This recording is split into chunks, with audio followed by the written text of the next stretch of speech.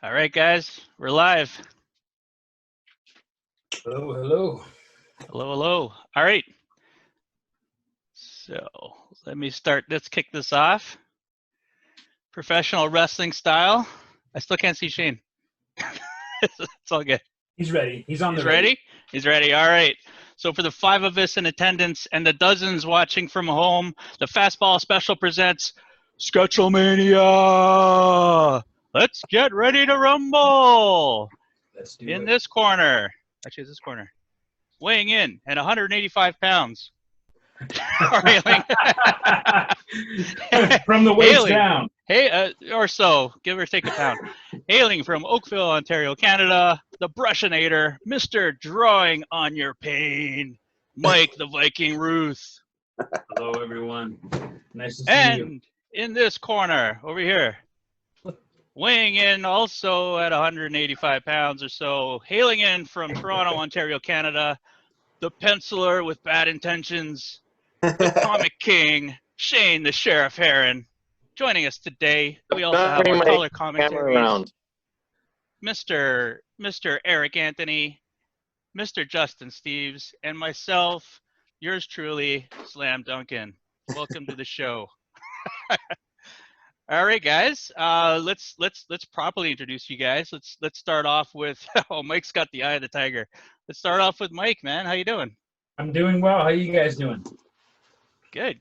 Yeah? Good. It's been a good day. Today today I wasn't feeling really strong, so I decided a good hunter knows what to do when he's hunting an animal that's bigger and stronger and younger than him and more skilled.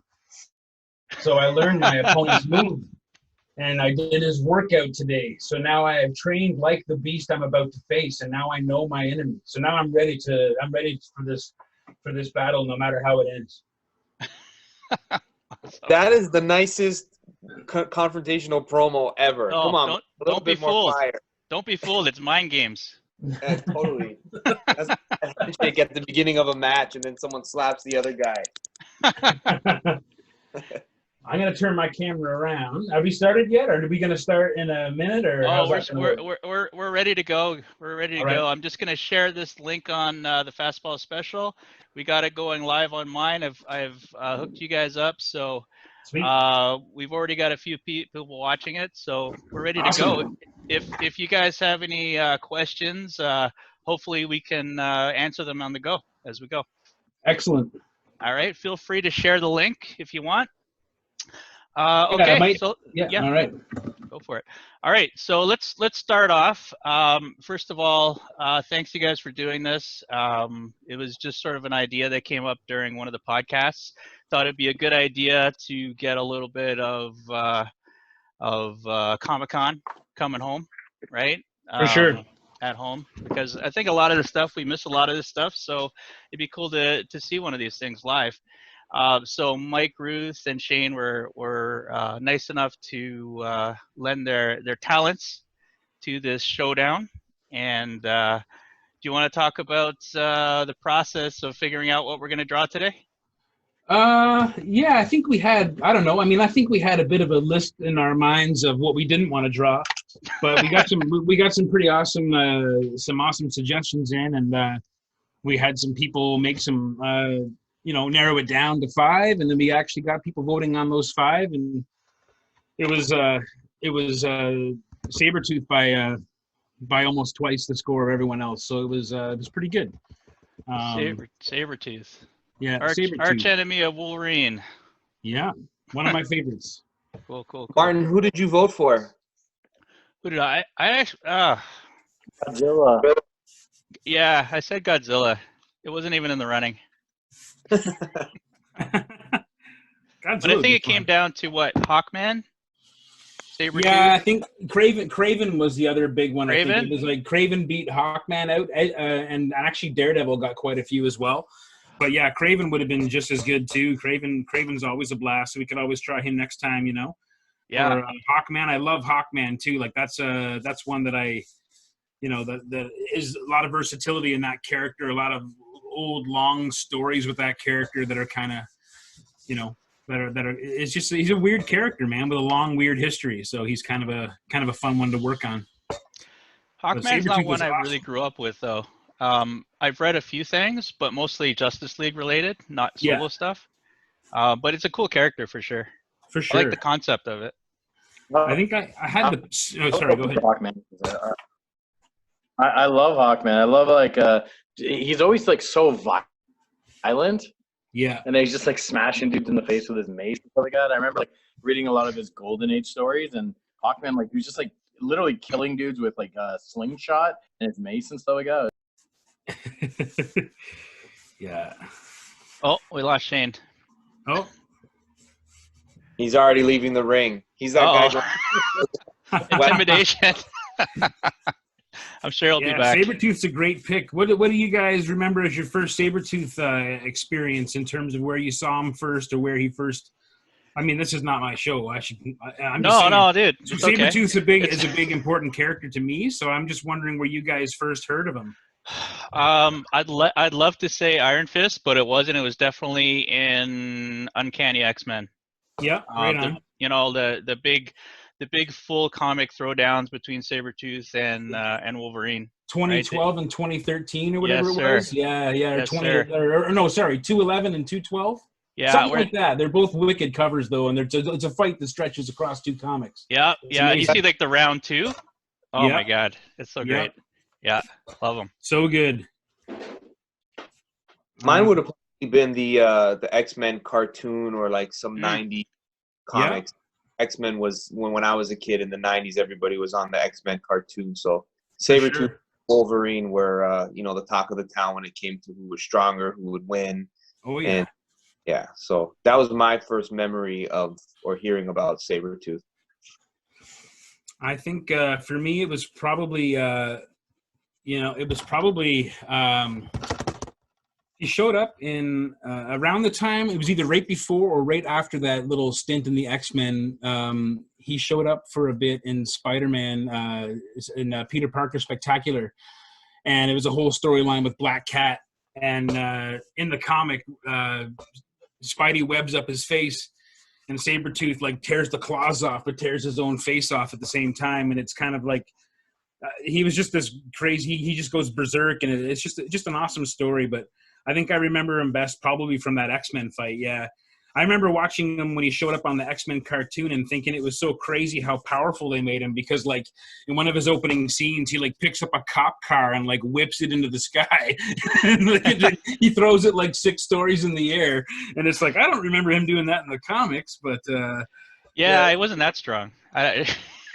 Oh, am I still here? Yeah, you're still here. Oh, okay. I just got a weird text. That's all. I wasn't sure who's. Oh, never mind. No, I'm trying to get. Okay, Shane will be back in a minute. It's okay. Oh, okay. He's gathering his courage. Yeah, he went to the dressing room. I should probably stop until he comes back. Then, to be fair, maybe I'll. You're already halfway done, Mike. Like, I'm nowhere near halfway done. I want to see a full background on this now. No, you might get one. Hold on now. Shane's gonna come back with a mask. Yeah, probably. He's gonna have back with a mask. It's gonna be Mark. Spot. It's gonna be Mark Texera coming back with a Shane mask. Man, you know what? I bet you Mark would do one of these with us one day. Oh. He is a hoot. I know his manager very well, and Mark's just an awesome guy, and I'm sure he'd be right into this, man, for fun. You could probably line something like that up with him if you want. Yeah, I can talk to Jarrett and see if that could happen. I can't say for sure it would happen, but he might do something like that, because I know they're all looking for ways to do business, outside of Comic-Cons, right? So we all are, right? So I'd love for that to happen, man. Yeah. Sue says no phones in the bathroom, please. No phones in the bathroom. There's a few shocking people are saying they've never seen me without a beard. So. Oh. Justin, you having a drink? No, not just yet, buddy. All right. I got some here though. Yeah, right on. Nice. Right on. Nice. Where's Big Country Comics? So we're based out of Manitoba right now. Okay. But we're strictly online. We only do online retailing and stuff like that for the time being. Cool. And you've been doing those covers with Mike, right? Yes. Also Yep. Hugh, right? Hugh. Yeah, that's Rookwood? right. Yeah. Yeah. Well, you'll get Hugh on one of these for sure. Oh yeah. Oh yeah. Hugh's he's getting set up and everything like that for this right now, actually. So.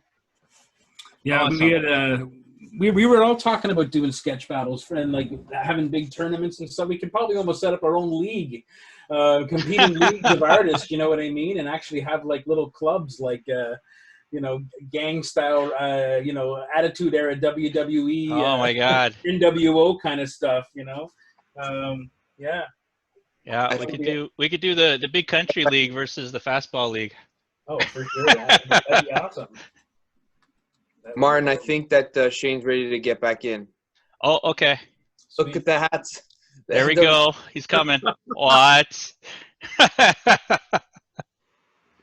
Come on, Shane. We got people entertained. Shane's coming, man. With our skills. Or with our luck. Hello. Okay. If he comes back with a fully drawn saber tooth, he's cheated. All right. Mike, did you start already? I just kind of got some stuff banged down there. Yeah. I thought I'm no further ahead than you, though. Really, am I thinking? I'm just plotting right now. Mike's done, man. Here, I'll turn mine around so you can see. I'm not that far ahead. Okay. We're good? Sure. I'm just doodling, just warming up here with my little saber tooth action, getting the feel. Sure. What did I miss? Did I miss anything good? No, Justin was just talking about Big Country, though. You missed that part, so we could, he could mention that again or whatever like that. You had asked about him before we lost you there for a second. That's okay. I think I can watch this again later, right? Yeah. Oh, yeah. Sabrina says, "Go, Mike, go." Oh, Mike, go. Sabrina. Oh, awesome, man. Sweet. We have a Mike fan. All right. All I need is one. And Sue says, "Drink up, Mike." Drink up. Chris says, "It was a good time in Saskatoon last year." Mike and Tex were there. Saskatoon is a trip, man. I love that place. Justin and I killed it that weekend, man. What an awesome weekend. Yeah, that was a lot of fun. Really good. Oh no! I just spilled ink all over this. Well, you know what? This piece just got a little more interesting. Curveball. There are no mistakes. There are no mistakes. Oh, right? man. No, it's fine. Make it like a little bush.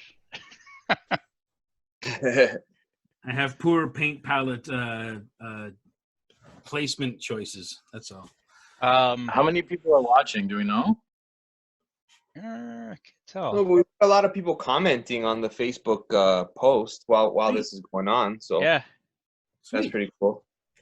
So we have Casey saying cheers. Cheers, guys. Hey, Casey. Murray saying happy accidents. Nice. There are Casey's, there are no little bushes. We don't make mistakes. We make happy accidents. That's it. Everything has an intention behind it, whether we're aware of it or not. That's Bob Ross, baby. I am totally going to be doing a Viking Bob Ross show. Sue wants to know if you spilled ink or beer. I think if it was beer, you'd be crying right now. But no, it's ink. It's actually not. It actually looks kind of cool. I think I'm going to be able to use it. We'll see. I think too. Awesome, guys. Yeah. So Shane, before you got on, we're talking a little bit about first time we saw the character Sabretooth. Any memories from you on that one? Oh, for me, it was the '90s cartoon. I remember seeing him. I think that was my first real exposure to X-Men. I think I was in about grade 5, and I remember seeing Sabretooth and just thinking he looked so cool. He was just so big. Yeah, he had that big like fur wrapped around him. That's why I think Mike's going with the more classic sort of '80s costume. I'm gonna go with the like '90s costume because I like that one a bit more. That's my Sabretooth. I also remember he used to show up, and he showed up a few times around that time. He was in Spider-Man. It was also around the time of like the Secret Wars 2 in the late 80s or kind of like 86 and up kind of. And I know he showed up in Daredevil. And if I'm not mistaken, there's a fantastic Bill Sienkiewicz cover where it's Daredevil fighting Sabretooth. It's just the craziest painting ever, as only Bill Sienkiewicz can do. And and I remember also he showed up on Power Pack, and pretty much in every instance he's the bad guy, so he gets his ass kicked. I have that one. Yeah. The Power Pack one is actually really good. Like it's actually a really good comic, but they kicked the crap out of him, man. And the bummer thing about when he shows up in Iron Fist number 14, he when he fights Iron Fist, I don't want to spoil it for anyone. It came out a long time ago, but when you read that comic book, he actually defeats Sabretooth without having to use the Iron Fist. Yeah, he just literally just punches him out. That's it. It's kind of awesome. Yeah, Sabretooth came back around after that, after Iron Fist. What was his next big? I would say probably Power Man and Iron Fist, because he continued on with Power Man and Iron Fist. He teamed up with Constrictor in some awesome comics. Him and Constrictor were like this badass duo. He's another fun character to draw. I like him too, actually. He was always in like the Hulk comics. Yeah. Here, I'm gonna make the screen a little bigger for Mike for a bit, and then we're gonna switch it over to Shane. Good. Which characters do you guys find that you get asked to sketch the most when you're at cons?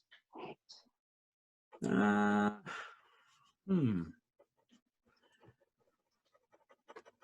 a good. I don't think I have a most requested. They're kind of all over the place.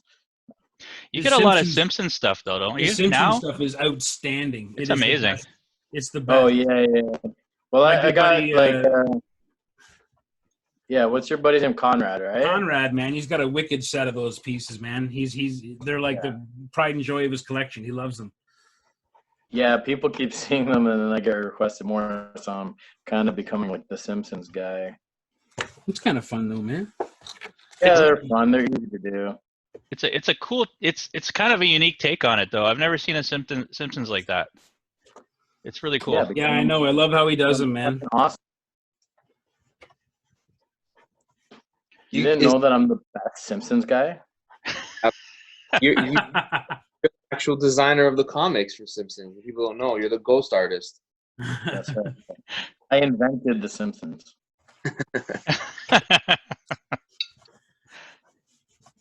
What's that character that you guys get that you're just like, oh God, I don't want to draw that? Have you ever rejected a commission?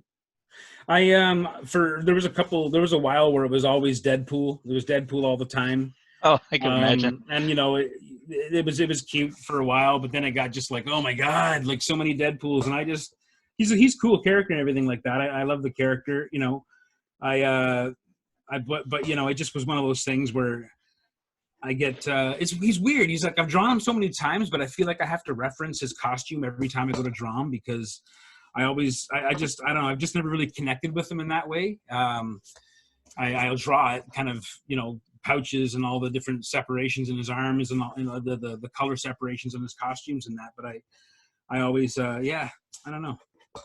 Just kind of get wiped out by it, I guess. I don't turn down commissions because of the character they ask for. I always try to turn them down if the guy's weird and I know it's going to be And the guy's going to be really and he's like, can you have the leg be like this and just move this over? And they're weirdly specific. When I see red flags like that, what I end up doing is try to convince them to go over to Casey Parsons' table. Stick Casey on him. Yep, that's what I do too. And then I look like a good guy giving them I sent you a commission, man, making money for you. Adam's asking what kind of lead you're using, Mike.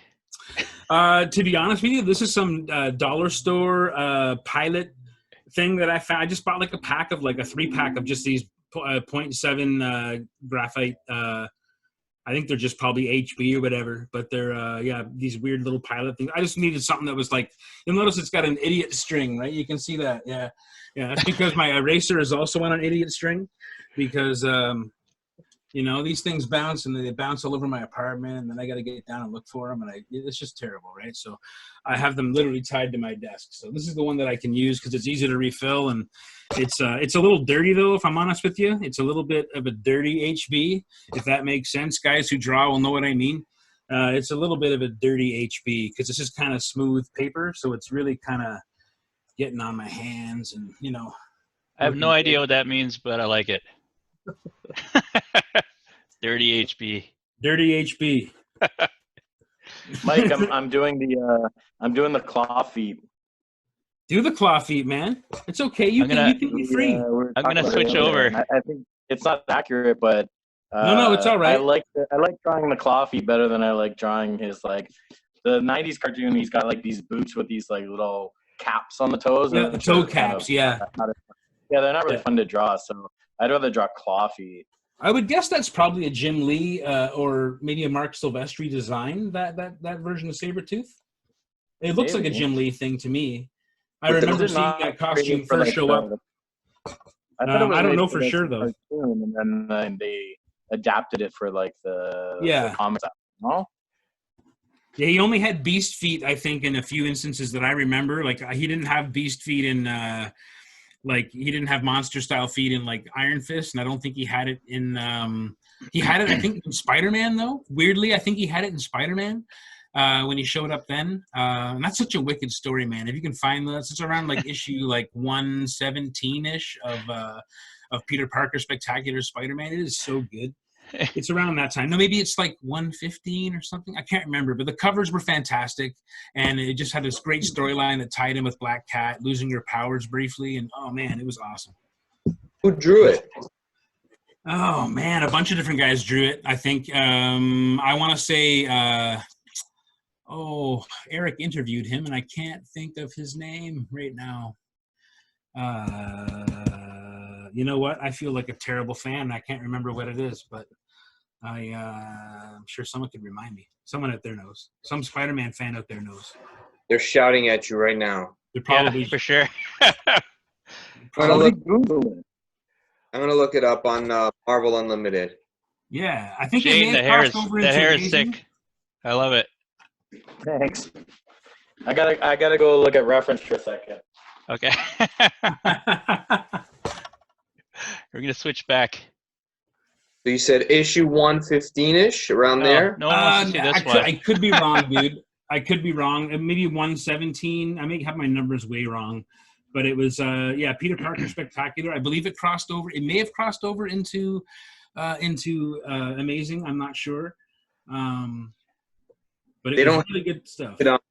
Marvel Unlimited I think Marvel Unlimited does this thing where stuff that has been printed in some sort of trade or omnibus, if it's been collected, it's put onto there. But if it hasn't been, you can't find it. I could be wrong, but it's not listed. Maybe just look up like Spider-Man, like Sabretooth Spider-Man appearances or something like that. And that, in the 80s, and that might generate something. But yeah, I remember it very well. It was fantastic, and it's gonna kill me when I can't remember the artist's name. Hold on, I'm just looking for something here. Yeah, I can't find it either. I got kind of terrible Wi-Fi. Actually. Issue 116. Yeah, that's the one. There's a couple around it though. There's actually a couple of issues around it. That's the cover there for people who. It's very good. It's very good. Wow. So I guess it's probably a good time to talk about what we're going to do with these sketches after. Yeah, sure. So what we're going to do is we're going to do an auction for these. We'll have all the information up very soon or shortly after the stream. But we'll do an auction for these, and then whoever wins, what we're going to ask them to do is to make the winning amount donation to I believe it's Canuck for Comics. We'll provide the link for that as well. And it's a charity for those comic stores that are going through a rough time right now with COVID.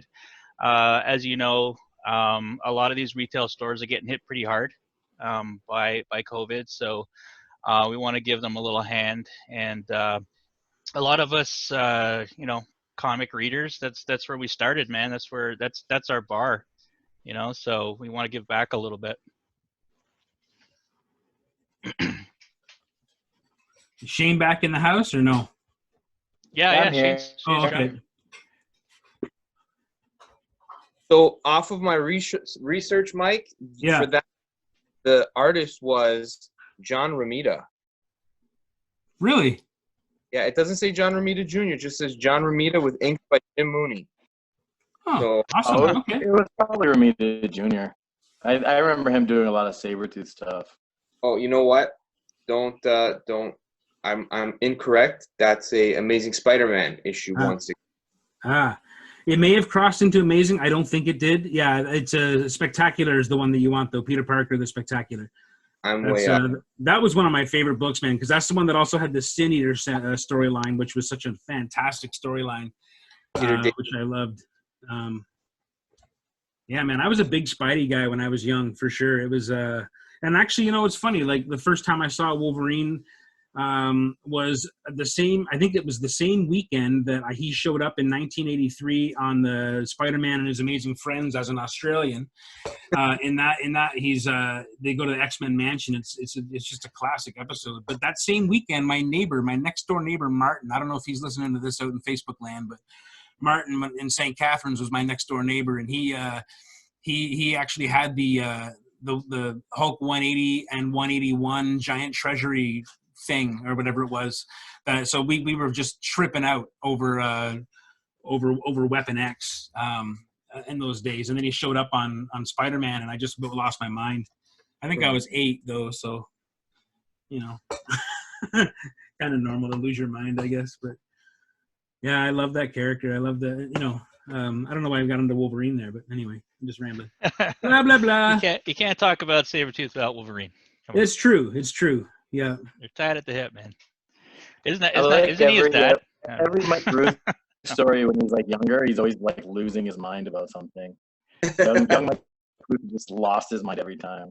Yeah. I would have watched wrestling with young Mike Rooth. You would have had to stay up very late because we got very, very little of it in Canada, the really good stuff. We got, but man, if you waited up until 3 a.m, 3:05, you could watch about 40 minutes of TBS early, not early early WCW, but late original NWA stuff. It was amazing, man. It was a good time. It was a really good time. And we could also tune in the UWF, which was Dr. Death Steve Williams League that Jim Ross ran back in the day. And that was incredible, but I can only watch it scrambled. I couldn't get the full feed of it, so I'd watch it scrambled.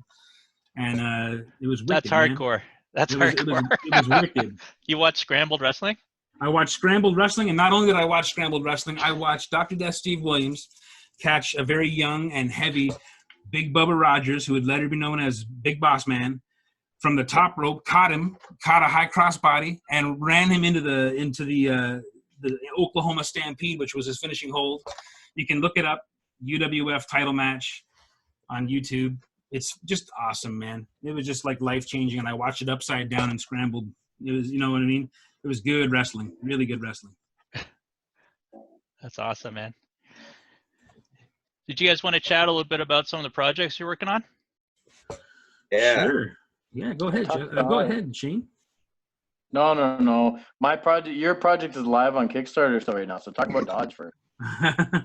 Well, yeah. Dodge is running largely because of the help we got from Shane. Actually, he offered us a lot of guidance because he knows his business, man, with this Kickstarter stuff. And we didn't have the best outing the first time we tried it a couple years ago, but we came at it from a different angle this time, and really still kind of shell shocked at the support of it, and grateful to everyone who helped out with that. And we still got 2 weeks or so left to go. It's just kind of crazy, man. So I got some of your art up on the screen here. I believe it's from your cartel.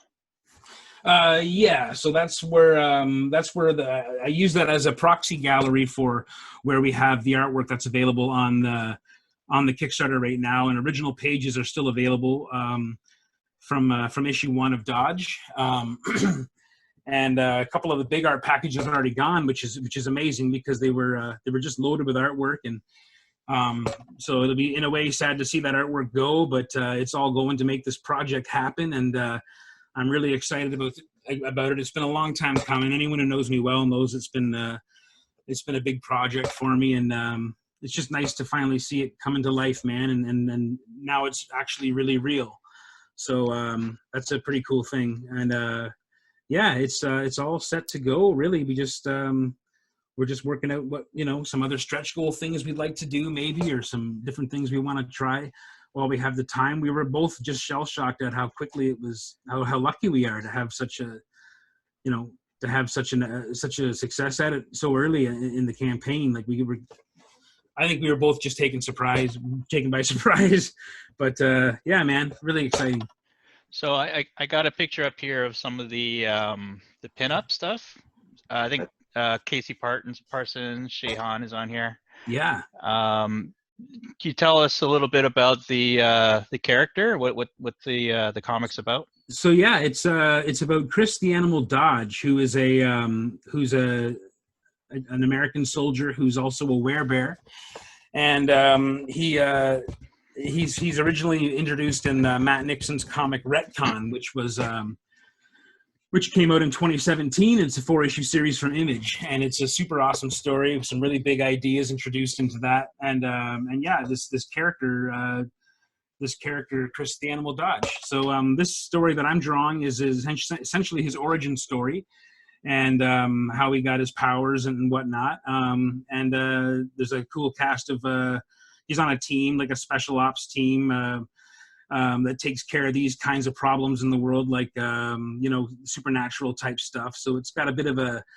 G.I. Joe meets Hellboy kind of vibe to it, without oversimplifying it too much. But yeah, and Matt's a wicked writer. I've really enjoyed. I'm excited about the script. Like every time I read a new page, it just plays out like a movie in my head. I can't draw Swamp Thing's eyes. I'm going to move on to something else. Yeah, it's awesome. Yeah, man, it's super exciting. It's a cool story. I think everyone's going to like it. It's really pulling a lot of its inspiration from movies like Predator and Commando, that kind of stuff. If you like those kind of 80s big high action movie with a big, lead, super soldier kind of hero, then I think you'll dig this one. It's fun. I'm really enjoying it. Awesome. And yeah, I had some amazing pinups done. Like, sorry, go ahead. So it feels like when I was looking through your art of it, it looks like the best G.I. Joe comic that you've ever read. It looks great. Oh, thanks, man. Well, that's issue 1, and issue 2. I'll be honest with you. Issue 1 is a lot of setup and a lot of getting you into the story, which takes place over 2 different time periods, kind of through flashbacks and conjoined scenes, and yeah, there's issue 2 is where the action is, though. There's like a huge payoff, huge blast, lots of action to follow. So yeah, issue 1 was a trip, and issue 2 you're gonna love too. Yeah, it's a lot of fun. I really enjoyed it. There was a lot of stuff that was challenging for sure. Like drawing military stuff is a little tricky for me. I don't really draw that kind of stuff a lot as a rule. I stay to more kind of characters like this, like more organic kind of characters. But the comic at its core is about bears versus wolves, and I can get into that kind of thinking. Cool. Hey, cool. Oh, can you guys still hear me? Yeah. Okay. Sorry, I just switched over to Shane's camera here. Looks great. Oh yeah! Look at that. I'm actually happy with something I'm drawing, which is weird. What's the Kickstarter at, and how many days are left and stuff like that? I think there's. I have to turn around to actually see that. Give me 1 sec. I'll share it very quickly. We launched it on You're the 14th. talent. Make Martin work. Yeah, I'll do this. No worries. I'm not doing anything. I'm just drinking beer and coffee. It's all good. Yeah, so we got 15 days to go. You've basically blown away your goal. I think your goal was 4,900, and you're almost at $8,000 right now. I think we had 161% is what the last update said. Yeah. So that's pretty exciting, man. Great. I can't believe it. Yeah, that's really cool. That's really cool. I know I went in for the blank cover because I'm gonna need a Mike Rooth original at some point. But there's a lot of cool covers here you could choose from.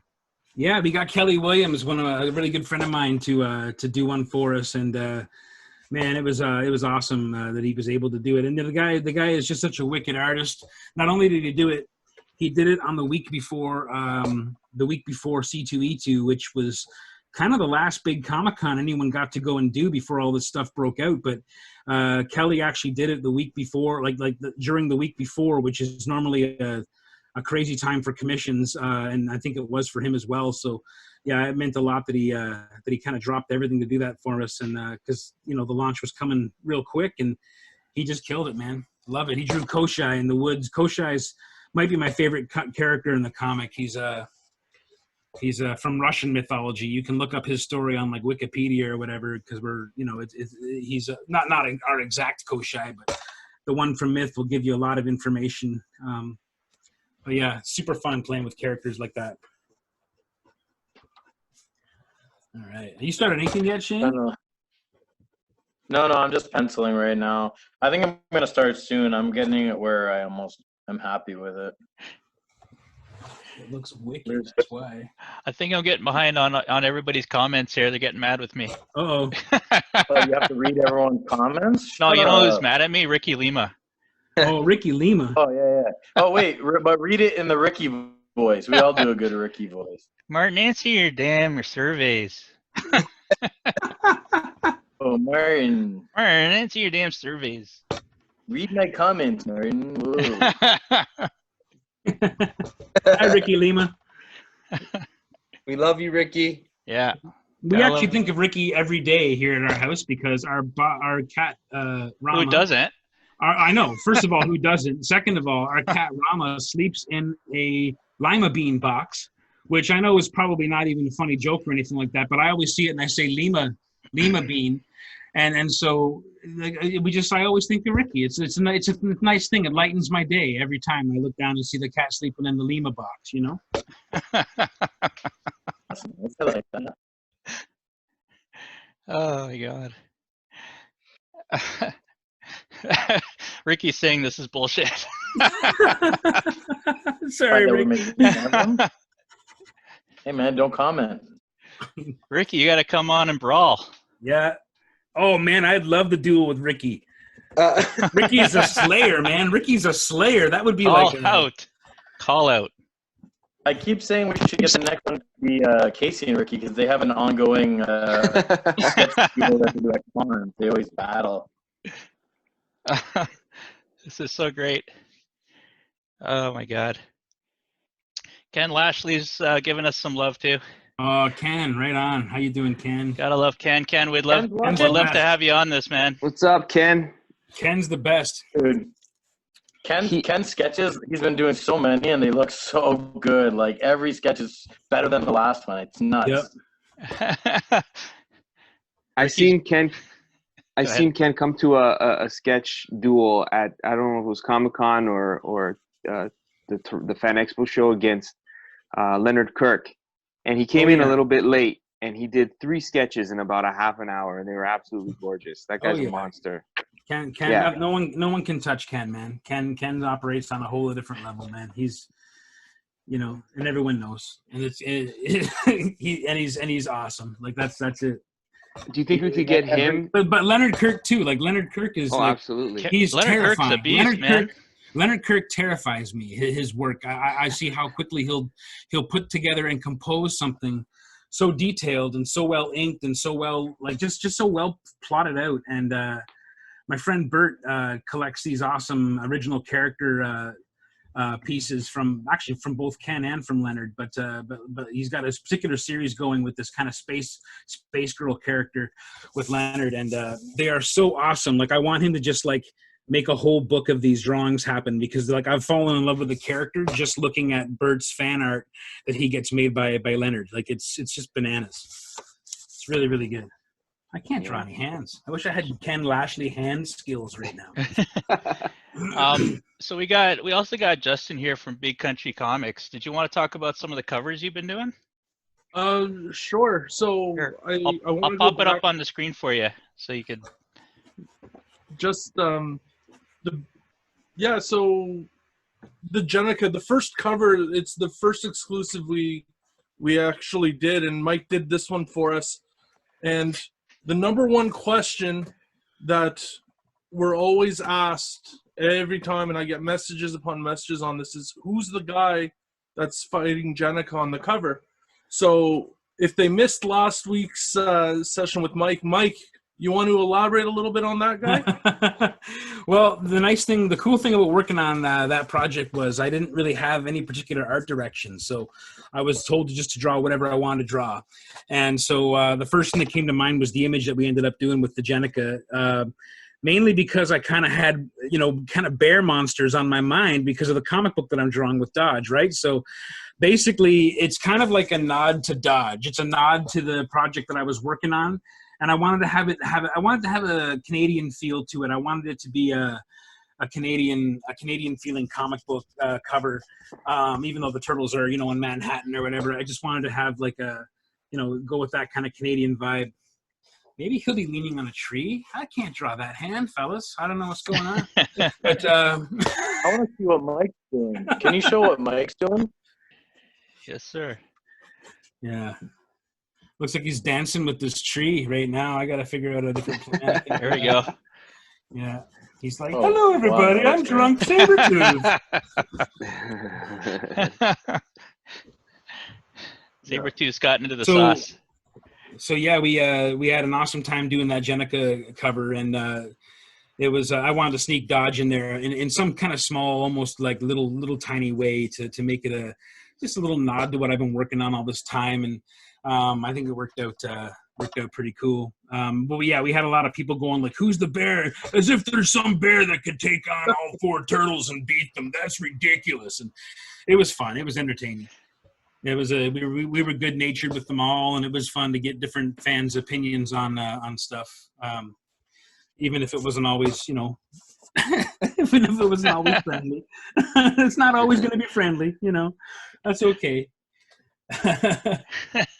Julian's saying that he's got a double healing factor, so the hand will grow back. No problem. The hand will grow back. It could just be severed, I don't know why I'm having such a hard time with it. I'm getting ink literally all over myself. So good, dude. Look at that, ink everywhere. Look at that, eh? That's nice. That was nice. Montego Pena is saying this is awesome. Thanks. Oh, hey, Montague. How you doing, man? Montego. I always want to say Montague. I don't know why. I apologize, Montego. Montego has an awesome. He has one of the only Animosity blank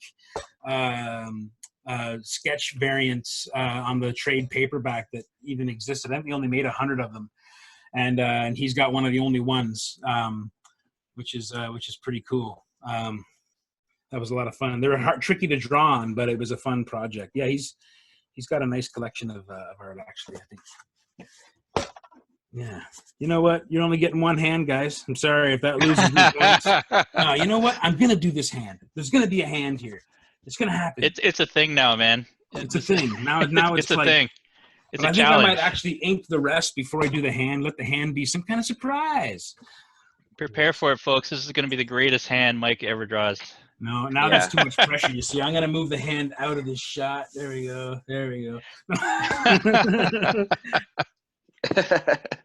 No, but we got some awesome stuff from Big Country happening right now. Justin hit me with a giant bomb of an assignment like 10 minutes before we went live just now. So I'm actually kind of twitching with weird anticipation right now. Can you talk Tell about us what it? it is, Justin? Yeah, are we cool? I can't tell you what it is, but what I can tell you is the publisher. Can I tell them the publisher? Sure. Yeah. Okay. Yeah. It's IDW. It's an IDW thing, and that's all I can say right now. But you guys will be one of the first to know for sure. Okay, so I'm gonna rhyme a bunch of IDW properties. Transformers, G.I. Joe, Ninja Turtles, Back to the Future. Let's just say there's a big #1 issue going to be coming out in the next 6 months. Uh-oh. Ooh. Okay, now we got to Okay. do our research, The Martin. sleuth will figure it out. I'm not Yeah. that smart, so I'll have to Also, wait. a couple of weeks ago, somebody mentioned to us on one of our live shows there if we ever had Hugh and Mike collaborating with each other to do something, and that kind of pinged us. So our partner Stephen Nilsson down in Florida, we got talking to him, and he came up with a great idea.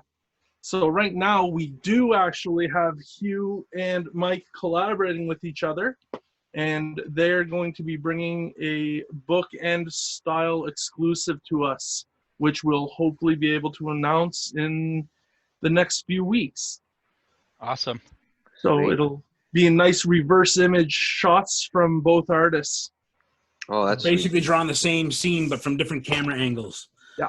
So it's going to be kind of a fun little experiment. It's been amazing collaborating with Hugh so far. Hugh's well, you guys know Hugh. He's the best. Yeah, he was Yeah. great. Yeah, I'd love to get him on here too. Oh yeah, man. Showdown. Yeah, he's all set up, man. Pretty much. He's just I think he's just working out the logistics of getting it all kind of rolling on all the systems, But yeah, man, he's got some he's got all the gear. He's ready to make it happen too. So yeah, it'd be fun. I think we should chat a little bit about Cauldron, because I'm looking at these art pages and I want Shane to talk about them. Okay. Hold on. I'm gonna so Shane, that set of pictures you sent me? Because I know you're. Hey. I just sent you a bunch of stuff. Yeah. Yeah. So I got the black and white pictures up there. Yeah. So this is is this pretty much this is your story for the upcoming issue, right? I don't know. From my camera right now, I can only see what I'm drawing, and I don't know why I can't see what you're doing. But is it my Medusa story, like Come Slither? Here. There it is. There it is. Yeah. Oh yeah. Oh yeah, it's so good, man. Look at that craziness. That's like the best page out of the whole story.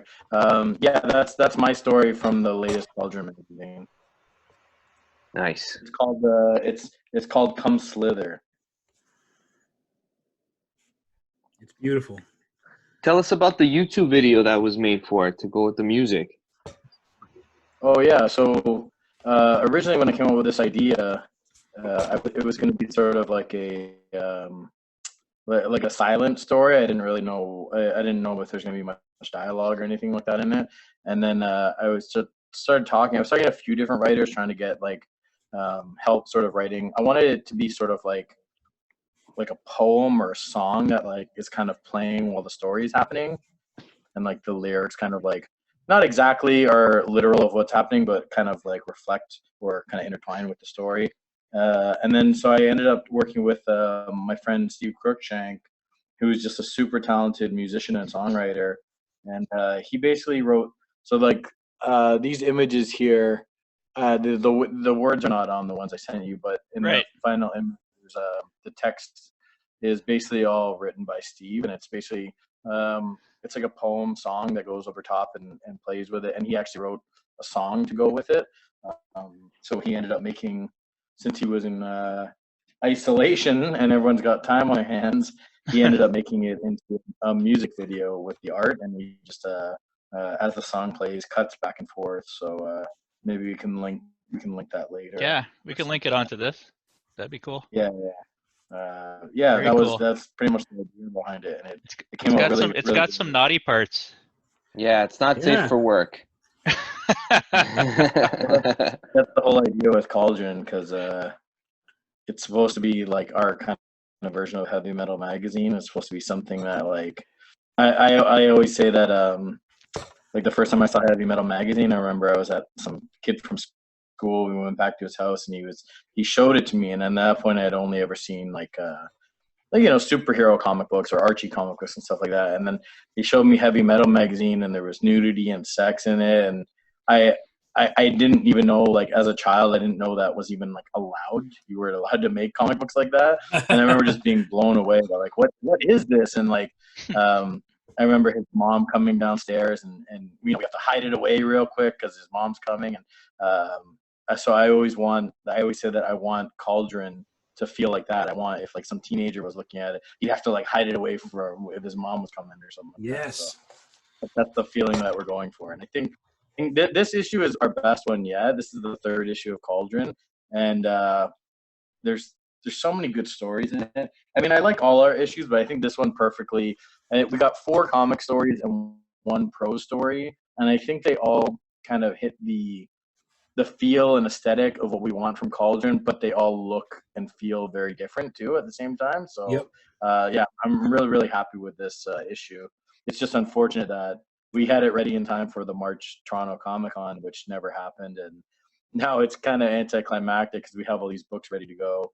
We're fulfilling it for the backers, but we're just waiting until we can do sort of a signing or a launch or something like that at a shop, because we don't know when the next one's going to be able to do that. I think everybody understands though, and I think the wait and anticipation will just get people more interested, because no one's going to be like, what's taking so long for this to happen? And we all know what's going on. So I think there's a hunger out there for stuff to happen. I'm not really worried about that. It's kind of like, we got these books and we're just sitting around waiting. Like, it just doesn't. I want to get these books in people's hands, like. Oh, yeah, like Justin and I know your pain, man. Like we and Hugh, we all these projects on the go and a huge tour across Canada lined up, starting with Toronto Comic Con, really. And yeah, you just end up with sitting on boxes of books, and you hope the machine's going to get rolling again in some capacity. But we're doing all, I think we're doing all right. Like I think and when things do get back to rolling again, we're all going to have awesome books. Everyone is using this time to make creative endeavors happen and, engage in new exciting projects and get people excited for the kind of entertainment they can enjoy at home. Like, yeah, man, I don't know. Cauldron looks so great. You guys kill it every time. But the preview that I saw of this book just kind of blew me away. Everyone's just bringing their top game to that one. Like Casey's story's wonderful as well. Like everyone's just got awesome stuff. Yeah, it's awesome really great. In the book. Yeah. Yeah. Oh, thank you, man. I appreciate it. Oh, hey, man, it's really good. Really, really good. It's good to see all you guys working on stuff that is being backed by Kickstarter. People are responding to. It's nice to see all of your buddies succeed. Thanks, man. Well, this is the thing we talked about. Matt and Mike and I were talking about when we were planning the Dodge Kickstarter, when we were like, well, what's going to happen with Kickstarters? Because so many people are unemployed now, especially in the States, where a lot of all of our a lot of our sales go in the States. And we were like, well, there's good and bad, right? Like everyone's sitting at home looking at their computer all day and doing online shopping. So maybe they're more likely to back a Kickstarter, but people don't have as much money to spend, so maybe they won't back a Kickstarter. But at the same time, DC and Marvel are, and the bigger publishers are all, you can't get their books right now because Diamond's not going. So it's like, well, are people going to look at alternatives and maybe try out something like a Dodge if they're they got all this money they would have spent for a Marvel book that they're not spending? Maybe they'll put that towards a Dodge. And we found that like it seems to be pretty much the same. Like Kickstarters I've seen that are going during this time, they're still kind of successful in the same way. Yeah. Yeah, I wasn't sure if it was going to be the best time or the worst time to run a Kickstarter, and it ended up just like I was just shocked, Yeah. Crazy. Well, I've seen your art for over a year now on this book, and I'm just like, as soon as people get a look at this, they're going to want this book. It looks crazy. So thanks, it was man. never really any doubt for me that this would be like success. But you were definitely, in our opinion, we're watching everyone's Kickstarter, so you're one of our guinea pigs to see if things were going to go like normal. Because I know I'm working with Davis on a new Auric Kickstarter, and we have plans to do another Cauldron one. So we were just looking at everyone and seeing what's going on, and it looks like the Kickstarter model is still going to be kind of just untouched. Like I don't think there's going to be a big effect from this. Yeah. Just moving it over to Mike's here. Oh, we're getting into the ink. Nice. I'm using a Pentel Pocket brush pen for this, which I like because I can rely on the ink, but on this particular paper, it tends to dry a bit shiny, so it's not the best for scanning. But it's okay for it's okay for the purposes of this. It's not unless it's super shiny. Are you using the short one or are you using the long handle one? The short one, just the short one, yeah. My go-to is the longer handle one. It's a bit cheaper, but I find that you can personally I feel like you can control the flow a bit more with it, so I like it a lot. Right. Yeah.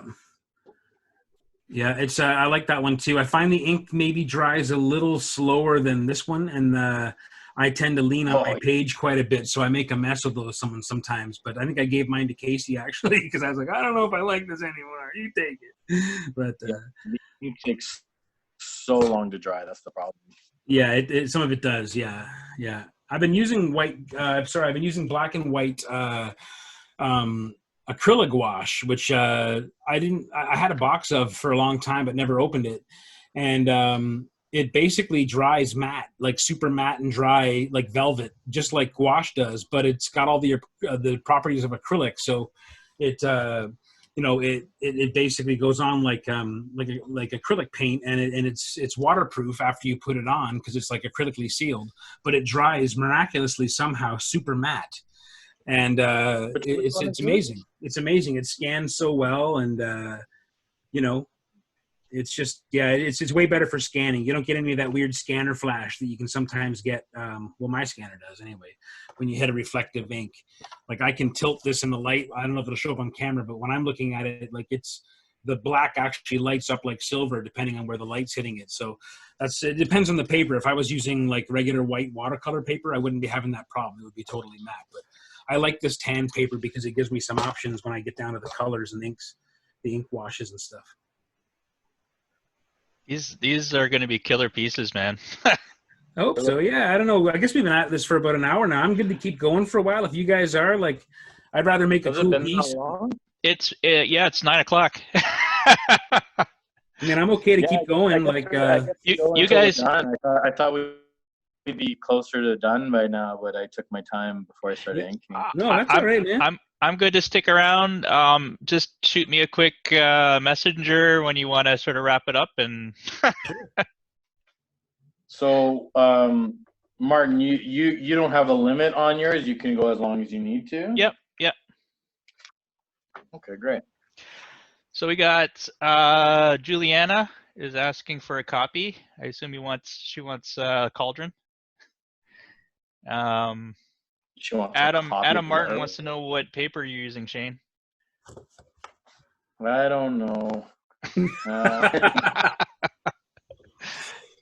I think it's like I don't know. I was looking at trying to figure out which paper I was going to use. This is behind it. I was thinking about using was it's a watercolor paper. I think this one here is like it's a mixed media, I think, but it's got a little bit of tooth to it. So yeah, because I was thinking if Mike's going to be washing, I'm going to be doing some washes too, and so yeah, I went with something that I don't know. But I find if I use straight watercolor paper, it's too much tooth, and I when I start to ink, it doesn't look as how I want it to look. So yeah, this one I don't know what kind of paper, some sort of like mixed media pad of paper. To be honest with you, I could probably find out, but it really doesn't matter. I don't know what I'm doing. Yeah, you guys, though, it looks great, guys. Thanks. I'm using Strathmore, the stuff that's called, let me see if I can find the box. It's called the Strathmore Toned Tan Mixed Media. And it's, they also sell pads of it that's got like a thinner version of the paper, which comes in sketch pads, which is really nice to draw on. But I couldn't believe this stuff because it's actually 400 series Strathmore. And the paper is just like super, super tough. Like I was just doing an ink wash demo on this a while ago, but you can beat the living crap out of this paper. And it's thicker than your regular Bristol board. And it's got a bit of a tooth to it. It is smooth, but it's not as crazy smooth as the Strathmore 300 yellow label stuff. I love this paper. It also comes in blue and gray. The blue and gray are very similar, but I got a ton of the blue, and it's really awesome stuff. You can do anything with it. And what's nice is when you lay colors on top of it, they the colors just sit right on top. Like it's just loud and bright and strong. And it's great. Like even the gray paper. I painted a yellow costume Wolverine on the gray paper, and the yellow still just sung out bright yellow on top of the gray, even though it was a transparent paint that I was using. It was kind of amazing. So yeah, it's worth checking out a pad of it. I've only ever seen them at like Michael's and place like that, but sometimes you can get them like 2 for $1 or whatever. But it's really thick paper. Like I think it's bigger than 140 pound. Like it's around 140 pound watercolor, but it's nice and smooth. So you can get really fine lines too when you're drawing on it. And the nice thing is the tone paper means you can work back into it with white ink and get some cool effects that way if you like doing that kind of special effecty type stuff. Sean News is saying, Shane, how's it going? Good. Good. It's going good. Thanks, Sean. I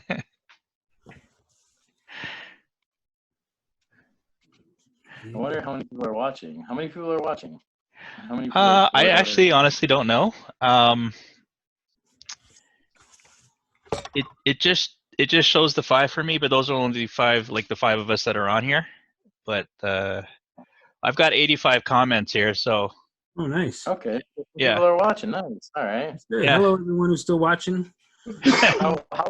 How are we gonna do the like the bidding on this? Or is it part of this feed? If people want to start bidding on it, right? I mean, I don't know. Like if people want to start bidding on it now, I guess they could, right? On this post, we could keep all the bids to this post. Yeah.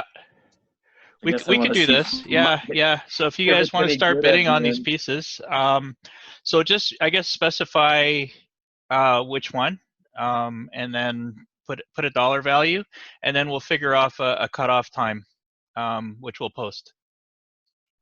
Yeah, we could even have the cutoff time like sometime like tomorrow or later in the week when people have had a chance to view the video who can't be watching it right now while it's playing. That way, give people a chance to like bid on it a bit. I don't know if that works for you guys, but yeah, it looks like there's 20 people watching right now. Sweet. You are the 20. You are the ones. I gotta wait a bit. I gotta let mine dry a little bit, so I'm gonna wait about a minute. I'm gonna totally mess this up if I don't let mine dry. Are you guys gonna color it or just ink it? I think I could probably throw a little color on mine. I'm not sure. He's basically just like orange, like for the most part. And I wasn't going to color it. I don't think there's time. Like we're already pushing well after an hour, so yeah, I think black and white ink wash is good enough. No, sure. I'm easy. I don't think I'm cool. well. I got yours on Shane now. That's cool. This is the first one. This is just for fun, right? So. Are you having fun, Mike? I am having fun. I don't get to hang out with anybody except Erica, who I love the most. But we are trapped in the house together all the time, and with 2 cats that are very indifferent to our existence, and I'm just afraid I'm really annoying Erica most of the time because I'm used to being home all the time. But you could annoy us whenever you want, Mike. Oh, sure. Anytime. Yeah. No, I like this. I like this weird way of being able to communicate. I wish my parents had I wish they had technology of this sort to be able to have Skype calls and things like that with them. We do it every week with Erica's folks, and it's awesome. But my parents don't have a computer or anything like that, so it's a little trickier. But yeah. I'm the opposite. I like not having to talk to people. All right. Looks like we already got $20 on the board for both of them. Nice. They want for $20 for both, or no, a piece. Nice. We can do better. That was the first one, though. It's all for charity. It's all to help out some local. It's going to help out Canadian Comic House. I guess how it works. My wife says I annoy her. I know I'm the worst. I already knew this. Well, you're wearing a cape right now. I'm not. I forgot the cape. Too hot for a Send cape. us a picture of the cape. Did you take the cape off? Yeah, no, the cape's here. Put it on. Show people what you're wearing. The cape's here. The nacho cape. Or else what's the point? I have a nacho mask somewhere in this house too, man. I don't know where it Dude, is. I was so upset I couldn't find my nacho mask for this. I was gonna do the whole ring announcement thing with the nacho mask, but My buddy Galacto Dave has an authentic tiger mask, original mask, there you go. which he actually wore at my wedding, which was pretty rad. Just for you, Shane. Nice. I want people to I did see. Oh, looking good, Shane. Holy moly, you're killing me. I got to catch up. There you go. Martin said he was going to wear a luchador mask. I think Mike said something like that. And I knew I had a luchador mask somewhere, and I was like, well, I should dig that out. And then Mike made a good point that we're going to be showing our drawings. We're not looking at us. You're not gonna be on the camera. Oh, What are you guys wearing right now? I'm very cozy right now. I'm wearing all my right. most comfortable shirt, my most comfortable underwear. All right, we're at $50 each already. Nice. Oh, wow. All right, now we're in business. Very cool, very cool. So we'll provide an end date for this. I think we probably won't let it go more than a week though. Yeah, no, even just a couple of days is good, man. Yeah, Just give people a chance okay. to watch it, and it gives gives the people who are watching it right now a little bit of a priority on that, because they're joining us right now. Well, it's happening, and that should give them, That's awesome. It's a good cause, man. I'm sure a lot of people they're Might want to good save your memories. bid for when I screw this up.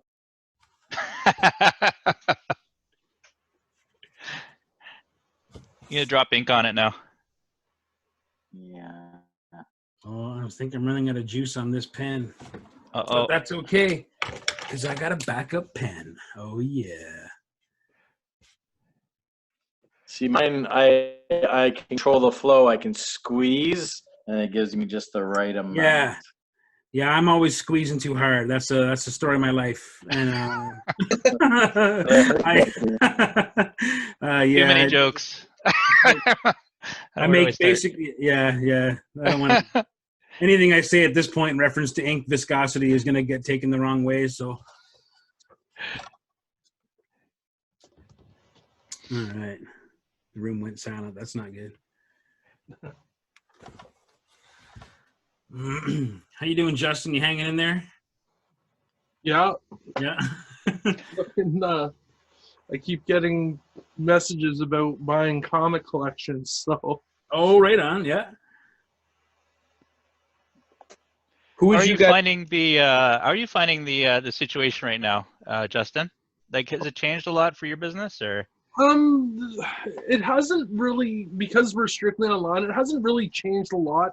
The only downside to it, obviously, is Diamond being shut out. Right.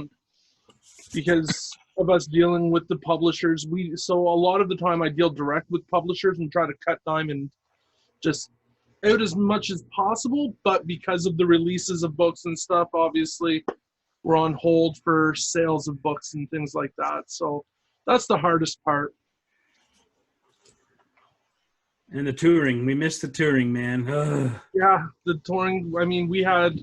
So what we have? We were starting in Toronto, and then Calgary. We were supposed to be in Regina this weekend. Yeah. Mike was supposed to be in Buffalo, and then we were supposed to be in New Brunswick right after that, right up until June. Yeah. So yeah, we had a lot of stuff on the go, and then other stuff happening in the fall, which is still on deck, which we're looking forward to at the moment. Something to look forward to, and hopefully we got some stuff in the late summer that you never know what's going to happen. Remaining optimistic, but I don't want to get overexcited. But yeah, it's crazy times. But when things get back rolling, everyone's got awesome comic books on the go right now, and awesome books that are ready to rock, and I think it's going to be okay.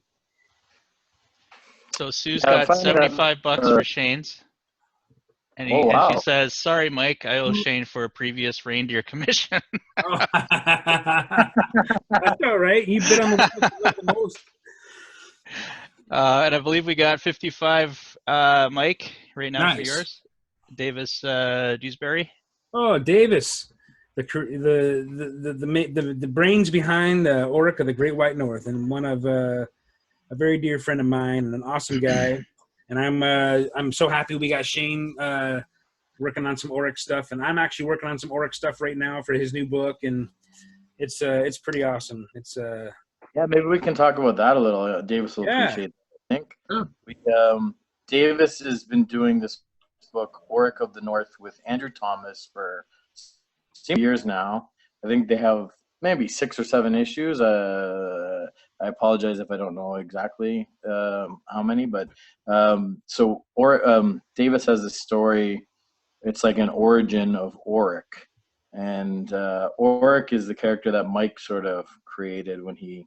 Well, what's the show called, Mike? The you did the poster for? Yeah, so there was a show called the Northern Ontario Expo. I think it was back in, I want to say it was like 2011 or 2012 that I created a mascot for it, because it took place at the Lions Club at the time.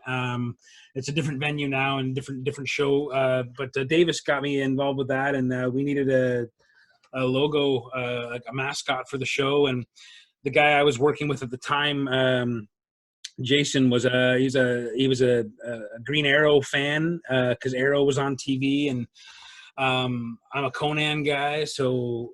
And then, it was taking place at the Lions Club, so we just kind of mashed all that up and made a lion-headed barbarian character, and then Davis and Andrew just killed it on just came and killed this wicked comic book called Orica the Great White North, man. And I think they've actually got the 6th issue coming out now, and it's awesome. It's the characters are great. He's built an amazing world there.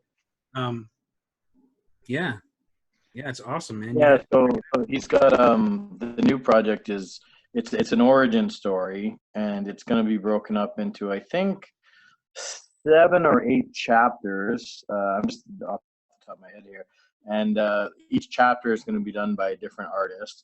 And Mike's doing the cover, and Mike is doing, I believe, like the last page or the last 2 pages, something like that. The last page of the book, yeah. I think right after.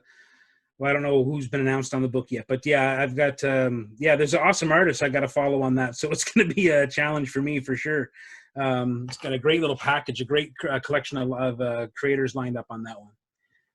Cool. Yeah, we're putting it together right now. I'll be doing one of the chapters. Andrew Thomas is doing one of the chapters for sure. We have a few other guys, but nothing is. I don't want to say their names yet because they're not fully confirmed, and I don't want to call them out if they haven't officially they're doing it, but we're gonna have really good artists on the book, and it's gonna look really cool.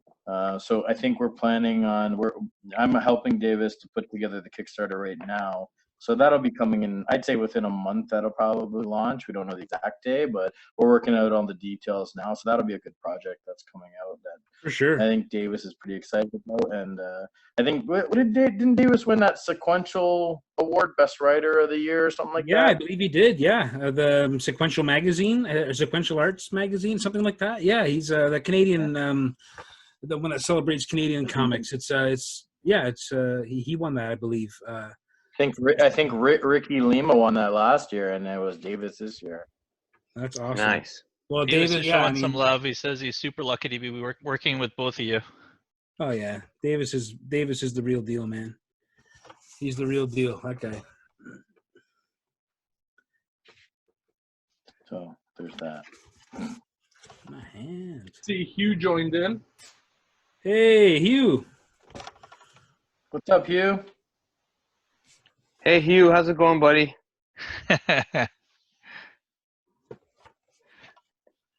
Hugh, we need you to throw down, man. Oh yeah. Yeah. Yeah. Hugh versus Casey Parsons. Ooh. That'd be good. That'd be good. Oh yeah. That sounds good. Yeah, different styles altogether there. That'd be cool. I know Casey's looking forward to getting into a sketch battle for sure. That'll be wicked. Hugh's in the house. Yeah, Hugh. You need to throw down, man. These guys are killing it though. But they're setting the bar pretty high. So how about Casey Ken forfeits Lashley? already. What How about about what? Ken Lashley versus Mark Teixeira? That'd be crazy. Oh, yeah. Are they both That'd be like a boxing right steel now? cage match. That That would be crazy. Yeah, Ken, it's if you're kind still of, there, what do you think about that? yeah, Ken, you gonna get in on one of these, man?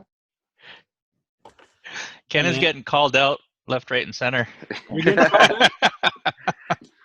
Well, we know he can crank out the drawings, you know. Yeah. He was saying Casey's going to bring the ruckus. Oh, Casey, yeah, he will. Yeah, man, Casey's actually a terrifying opponent to have in the sketch duel. I'm not gonna lie, because he's got a mystery box of tricks, and he he actually has an unbelievable amount of training, and the guy is just an unbelievable talent on top of that. So, I think it's a case of Casey is a terrifying opponent because he will surprise you, and you won't know what's coming. You won't know what's coming. You saying you're murdering it? You do a show with Casey, and he's got a giant toolbox, like an auto mechanic he wheels in with all these tools. Well, he brought that to one of the sketch duels at last summer's show, and the stuff he started doing on his sketch, I forgot what you guys did. It was like a Cheshire Dr. Doom, something ridiculous. Yeah. But he made it like he rocked that thing so bad. Oh man, and some of the stuff he took won. out He of that. actually won the duel, I believe. Yeah. Yeah. We had it was Adam Gorham. Was it Adam Gorham and Michael Walsh? I think too. Yeah, it was a great lineup, but Yeah, man, man, he was pulled out some tricks. Paul Lemenko there too. Sorry, which one? Wasn't Paul Lemenko one of the finalists with him and Casey? Or was that last year? Oh, that was at Carlos's. Oh, yeah, Gotham Central. Oh, that's what Shout out to Carlos. No, Casey and I did one. I think at Toronto Comic Con. No, Fan Expo. Oh yeah, Something like that. Yeah. Casey will remember better than I will, I think. It's just toothbrush. He brings toothbrushes to draw with. Yeah. Yeah, that's right. All kinds of tricks, man. All kinds of tricks. All right, I'm gonna get some washes on this. I like the idea, and we could get some feedback on it, but I like the idea of doing like sketch battle brackets. Yeah, man. Top 16. I mean, we could actually have like two battles going at the same time. I mean, you know what? It should do it like if you're gonna do it brackets, you start out with 32 artists. The first round, everyone draws the same character, and then whatever character they win with, I don't know, maybe that influences the next round. But I think you have to do character versus character as well. You can't just like pit Batman up against like, Nova or something like that. I'm gonna pick on Nova. Nova will win for sure. You gotta have a character that's got equal weight, equal. I mean, I could concede to like a Doom versus Thanos or a Doom versus Vader, but I think you have to pick from like a similar set of characters when you're doing the tournament properly. That way, I agree with you because what happens is people end up just voting on the character they like and not necessarily the art. So it should be based on. You should be based on the drawing, not the character. Because absolutely, if you're just more partial to Thanos, then you're gonna vote for him probably. Mm-hmm. Yeah, like it's Thanos over Vader, especially. 100%.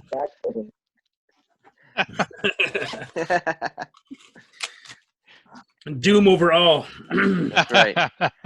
The people who are listening. Really, that's a great idea because, Carlos's thing got canceled this year, which is he does it for charity every year for I think it's the Holland Blue Review Hospital, and that's something I think you could easily do online, and I think people are excited for stuff like this because we don't have a Comic-Con, so we kind of have stuff that you could get at Comic-Con. So no, it's a great cause too, and I'm really cool with that. Like I'd love to do that. A bunch of artists who were on that thread, I think, about the sketch battle were talking about that. But honestly, at that time, I hadn't really considered stuff like Skype or Zoom as a thing that we could use to do this because I just don't use those things in my everyday life. But now I do.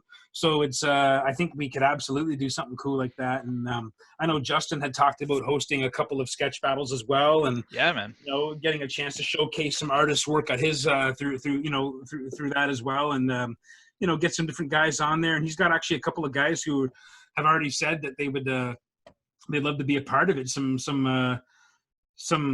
He gave me the list of guys, and I was like, this is crazy. I'd love to do a sketch with that guy. So So we'll see how it goes. Yeah, there's some people. We might do something. We might have to set up a league, a sketch battle league. You know, Sounds good, man. Have roster wars and all that kind of stuff, you know, and This is just the beginning. Championship belts and everything, you know.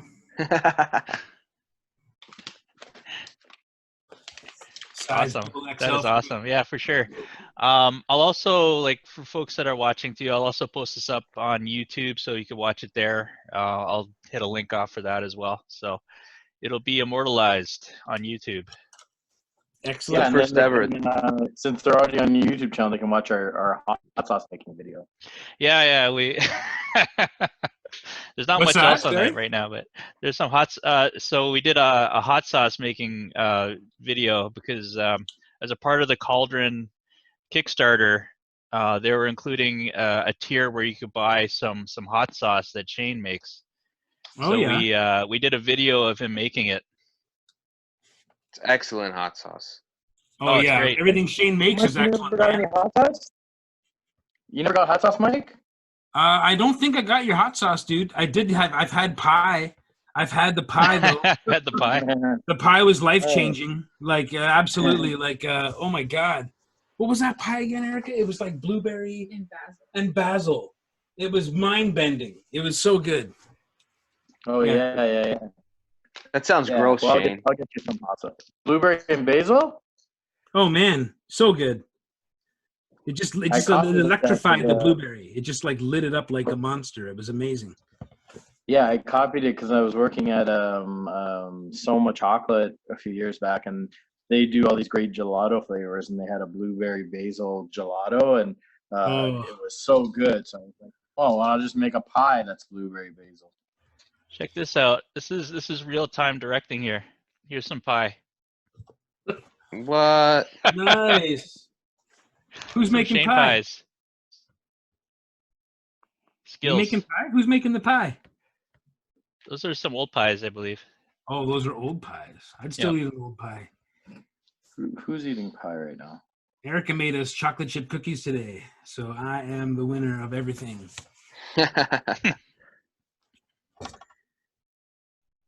I finally just got some flour at the grocery store. Everyone's been sold out of flour because everyone who's isolating is baking now. So there's like no flour. It's crazy, man. Yeah, man. I was jonesing for some pancakes. We did find some. Yeah, at least with pancakes, you could buy like if you can't find flour, you can just buy those pre-made pancake mixes. Yeah.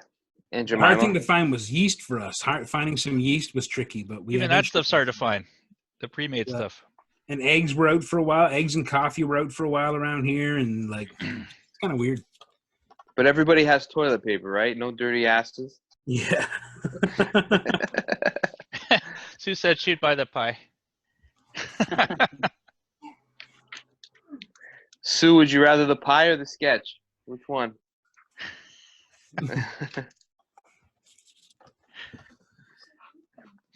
You guys were going to be touted for some nice sketch duels at this past Comic-Con, so this is a nice way to make up for it because I was looking forward to those sketch duels. Well, I'll be honest with you. I really, I always look forward to them too, and this is kind of nice because we actually are probably going on a little longer than we should, maybe. But I don't know. I'm enjoying this, and I always regret that sketch duels are only like 40 minutes in Toronto sometimes, and I always wish they were a full hour because, like, even an hour, I'm sweating the whole time to get anything done. This has just been kind of leisurely, and it's been awesome to hang out with you guys. So if everyone's still chilling, and good with it, I'm cool to keep going a little while. But if you're bored and everyone wants me to go home, we can do that too. The good thing we already are home, so it's all good. Yeah, I'm just sitting down having a beer, man. I'm not doing any of the work, so it's up to you guys. I won't be offended if anyone gets up and goes, though. That's all I'm saying. So, like at this Comic-Con that was canceled, you were slated versus Mark Teixeira, and who else were you supposed to battle? Rags Morales. It was going to be insane. Yeah. Oh, really? It was. Yeah, and I found out on Eric's podcast because he was interviewing Kevin Boyd, and they were going. That's how I found out about mine too. They were going through the program schedule, and I'm just sitting there in the morning, listening to the podcast, drinking my coffee, and And then Kevin's like, yeah. And then on Sunday, like the final sketch battle is going to be, it's going to be Rags Morales versus Mark Texiera versus Mike Rooth. And I spit my coffee across the room. Like I was like, I had no idea. So yeah, I was super looking forward to that, man. And that's a real drag. But you know what? I'd love to have those guys on one of these shows. And I only met Rags Morales for the first time in Saskatoon with Justin, and just an awesome dude. Just such a wicked, nice guy. Very nice guy. Such a friendly guy. And Mark, Tex, we've had a couple of laughs in the past, and he's a great guy. I love his work, of course. We were all fans of his work. So it blew my mind a couple of years ago to find out that Tex started out doing those He-Man mini comics that came with the toys. Texiera did that? That's how he got started. He was like, I didn't know that. He was like 17 drawing those. Oh. And they're amazing. Yeah, they're awesome. I love those things, and I had no idea that, the guy that we draw on Ghost Rider a few years later was the guy behind all those. So, I love his Ghost Rider. I love his stuff. I've never met him. He's a super nice guy, man. He's an animal. I love him. I just love him. He's the greatest. Yeah. Man, you nailed the hand, Mike. Yeah, you got it. I just gave up on that other angle. I didn't know. It's like he was trying to give someone 5, or he was, I don't know. I didn't want to have him drunkenly leaning on a tree. So I went in a different direction.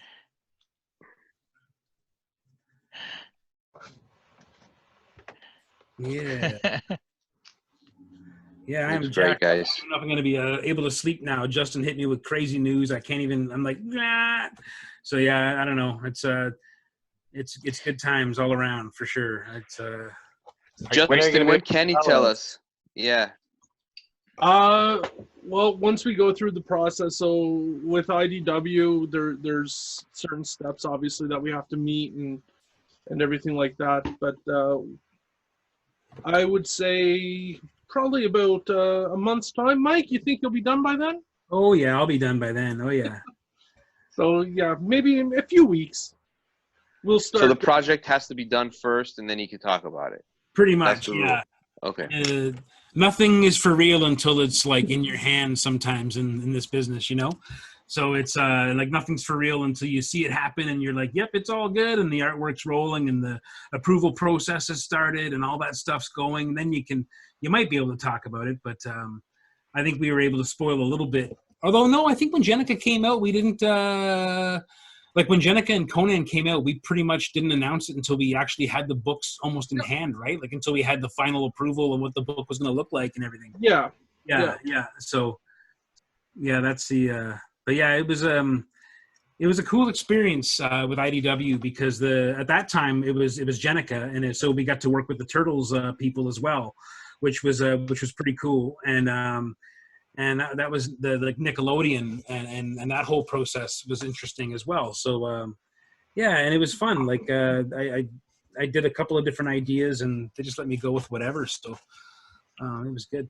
Yeah, there's different rules for that Jenica. There was a lot of different rules that we had to play by, and everything like that. Like you couldn't revert back to the old way with the letters on the belts or anything like that. You weren't allowed to do that. Yeah, you had to keep it current with the book, like the one that IDW's still running. What's that? Issue 105, I think, is going to be the last issue for a while. I think until they get things back rolling again. Things back up and going. Yeah. Yeah. Are you guys good to call it in 15? Oh yeah, I think so. Well, how about you, Shane? How do you feel? Yeah, I'm almost done, and I'll probably add a few more touches to it when it's done when we're off air. But okay. Yeah, I think I'm pretty happy with how this is coming along. I gotta turn around and see yours, man. I've been. Okay, so let's call it 9:45 then. All right. So you got 15 minutes. Dazzle. Finish it up. Can I just show quickly that Conan cover? Sorry, what's that? Can I show quickly that Conan cover, the red nails? Yeah. Yeah, there you go. I don't know. I just love that thing, man. Thanks, man. Yeah, it was. It was honestly like anytime I get to draw Conan for real in any kind of real capacity like that, it's just so. Even a commission, it's always a gift to be able to draw that character. But to see like something like that, you know, I felt I was lucky before having a pinup show up in Dark Horse years ago in their Savage Sword of Conan, and then like I did a cover for 1811 Comics in Buffalo there for Howard Cadmus. I did a cover for his store, and that was a trip because that was Red Sonja and Conan. That was a huge career moment. And this one just feels a little bit different and crazy because it's based off an original Robert E. Howard story. Yeah, and it's his actually the last story. The thing about Red Nails is he had just finished Red Nails or he had just gotten it.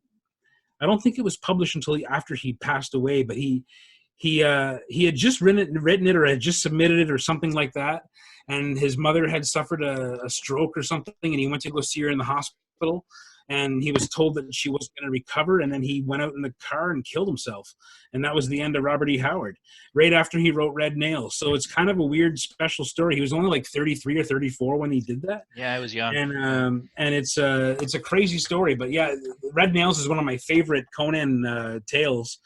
And this is actually Ablaze is doing a reprint of the French editions from Glenat Publishing in France, where Conan is already public domain, and I think they can print Conan in pretty much any language except. I've seen that. Yeah, And it's seen fantastic. a lot of stuff out of France. Yeah, the interior art is just crazy, and it's just beautiful. So when I found out it was those stories, I was even more excited because. You know, I know how beautiful they were, and I don't speak or read French as well as I'd like to, so I never picked up the French editions, which is the only way you could get them. So now they're being reproduced by Ablaze in English in America during the time when Conan is actually, you know, the property is held by Marvel Comics. So it's kind of a cool, like, rebel Conan comic in a way. It makes it kind of more exciting. And Ablaze is making some really nice comics too. Like they've just finished their version of again from Glenat Publishing. It's the Queen of the Black Coast, their version of that story, and it's quite good as well. Elite. Yeah, with Belit, and what they do in it as well is they include the original manuscript of the story in the back matter of the comic. So, cool. Because the artists do take some liberties and make some changes in the story, so the original content is there for you to look at. You know, to make comparisons to the original story. But yeah, anyone who's never read the earlier Robert E. Howard stuff, it's really, really good. The old original Conan stuff, it's just awesome. It's a little dated, and the language is a little offensive now as a result of many generations. There's a lot of that in there. Yeah, it's a little cringy. They actually apologize for it before you get started. I have the audio book, and they actually make an apology, I think, in the book that, you know, this was written in the 30s. During a time when there was a fairly common belief in the world about eugenics and things like this. And, you know, it was just, so yeah, the book was written in a different time. I'm just going to say that and just try to bear that in mind if you're sensitive to that kind of stuff. All right. We just moved over to Shane's final 10 minutes, guys. All right. I'm going to add some highlights, I think, in a sec. But first, getting there. Oh, you got the ribs in the pants. I like it. Gonna do a little razzle. Oh, look at that monster! Nice. Wow, that's awesome, Shane. Yeah, the monster feet, man. That looks good. Yeah, Philly was more fun to draw. The toes curling around. Where's my big brush? I need a big brush. All right. So cool. Yeah, man, this is fun. This is fun. Yeah, thanks again for doing this, guys. No, any other questions? Any comments? Questions like about? Well, Sue wants to make sure that everybody's wearing pants. I believe everybody is, but we can't. Well, I'm wearing an apron. Does that count? Hey, Mike's wearing a bath towel. What's that? Mike's just wearing a bath towel. Yeah. Adam Martin saying, Shane, my wife doesn't care for comics, but she thinks you're doing a great job. Mike, she just hasn't seen yours yet. Casey wants you to throw in pie for the winning bidders. Oh. Make your own pie. Make your own pie. Make your own pie. There's actually 127 comments here, guys. I have to Wow. Read a bunch. Read a bunch of them. Skim through them and read fun Okay, ones. hold Yeah, on. give us. Hold on. The view I have isn't the best. Hold on.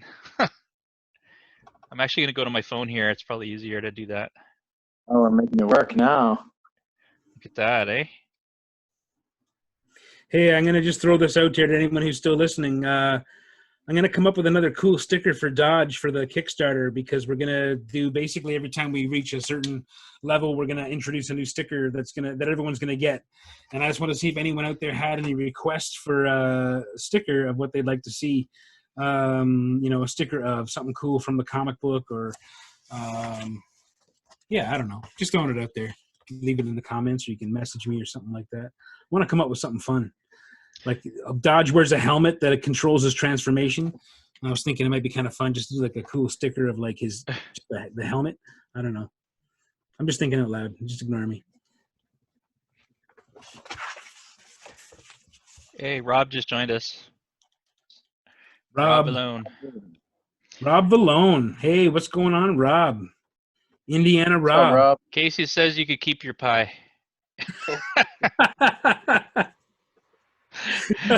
He wants you to Shane. He wants you to run for president. Apparently. Yeah. Me for president? Yeah, Yeah. all right. Let's do it. Yeah. No, I don't want that, because then he'd make everybody become a vegan. Oh, Are you true. a vegan now, Shane? Yeah. Really? Wow, that's wicked. Listen, I can't run for president. I'm not born in the USA. But if I did, I'd run with Bernie. Bernie would be my running mate.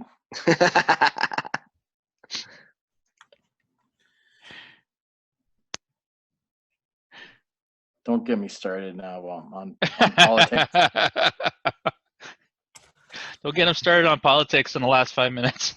Yeah, don't ruin this. The crazy thing about COVID-19 is I'm in some bizarro world where I wake up and I'm rooting for Doug Ford and saying he's doing a good job. Right?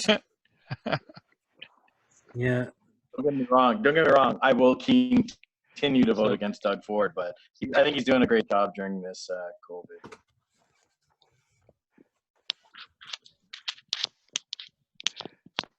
Yeah, for Shane, some have reason you I in- can't see the other comments that well. I don't know why, but Eric, read some comments. can you see them, Eric? Okay. Yeah, I Is there see any them. more bids? Or I can only we're see at like the most up to date, like 5 or 6. I'm sure you can.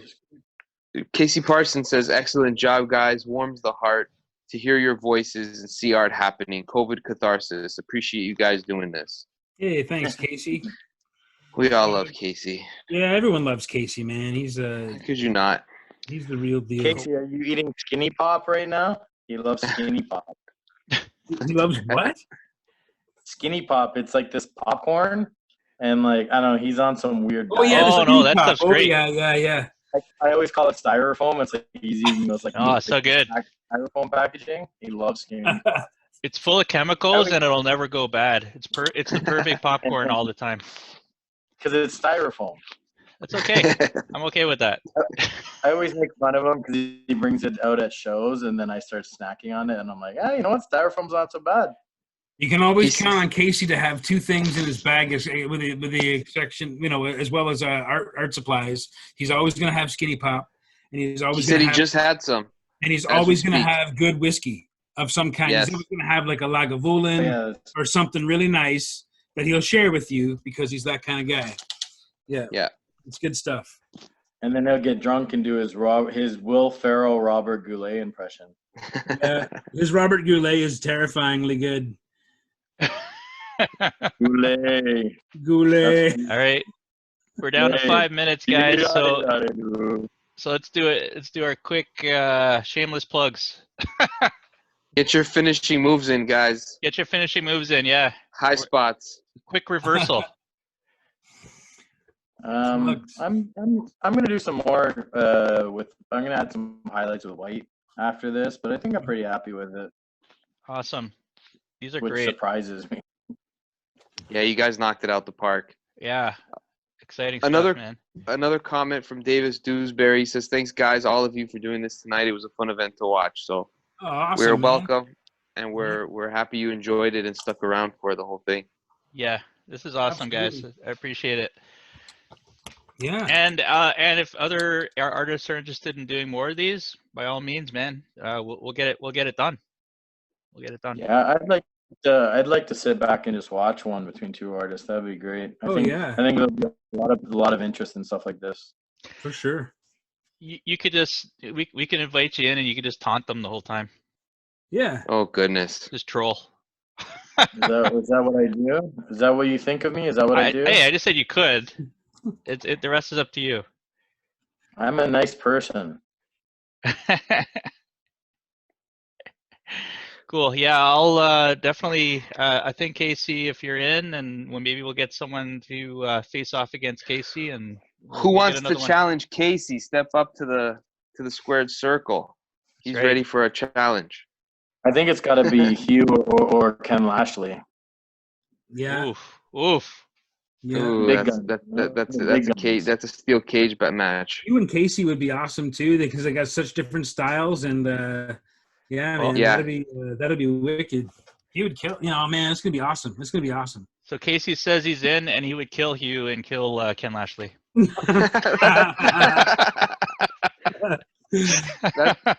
Martin is Bobby the Brain Heenan. And they don't deserve to be in the same ring as Casey, is what he's saying. Yeah. Basically. I think Paul Lemenko is. I think he's in Thailand right now. If he can get a decent Wi-Fi, I don't know what his internet connection's like, but he would be great to have on. He's wicked, man. His paintings are crazy. Olamenko would be great. Yeah, do it. Let's do it. Last 2 minutes, guys.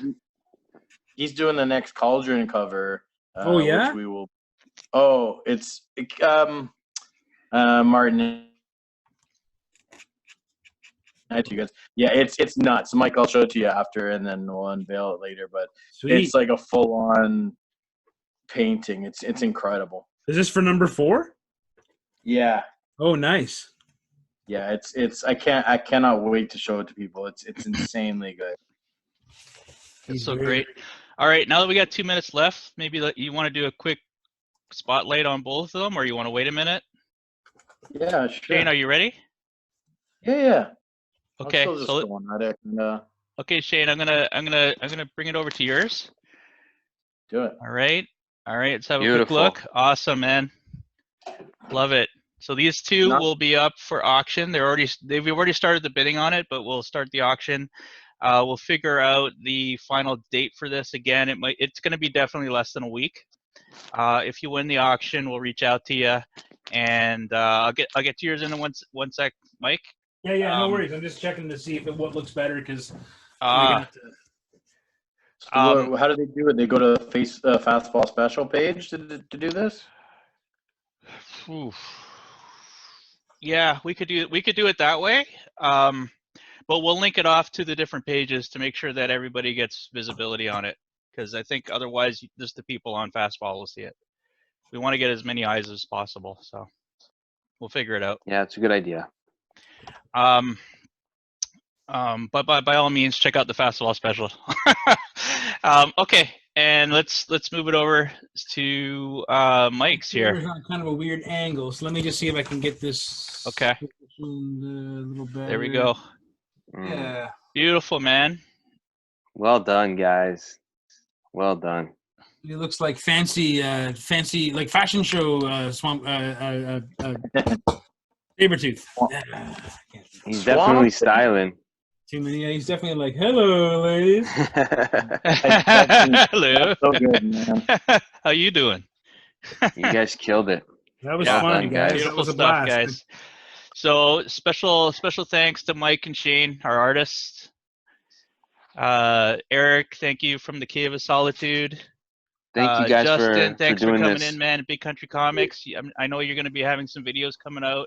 Got a lot of specialized covers coming out. We're looking forward to see what Mike's next big project is. Yeah. And I'm Slam Duncan. Cheers, guys. Thanks for joining in.